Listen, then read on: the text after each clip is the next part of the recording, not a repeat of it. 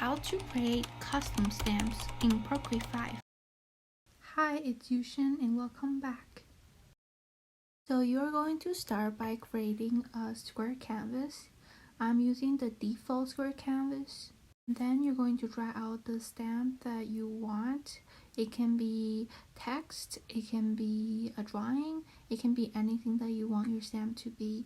So I am drawing a leaf for this tutorial. You can also add text to your stamp if you like by clicking add text and then just typing out the words that you want. After you finish creating the pattern, you're going to go to share, JPEG, and then you're going to click copy. After you've done copying the pattern, you're going to go to brush library, add a stamp. You're going to go to shape under brush studio, edit. You're going to click import and paste. Then you're going to tap the screen to invert the background to a black background with a white image, and then you're going to click done. Make sure that you did click done, not just close it. Then you're going to go to stroke path and increase spacing to max.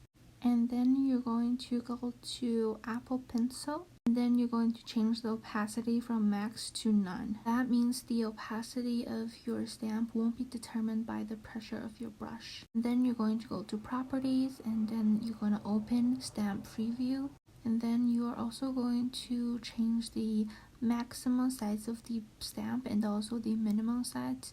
That is a personal preference.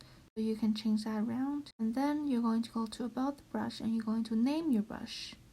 So you can name it anything. I'm just going to name it example, and then you're going to type your name under made by. So I'm gonna do Yushin, that's my name, and then you're going to sign.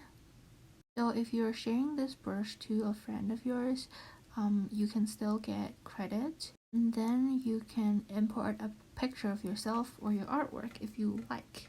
And ta-da! You have a stamp created by you. So that is it for today's tutorial. Hope you learned how to create a stamp on Procreate 5. And if you haven't already, please subscribe to my channel. See you next time.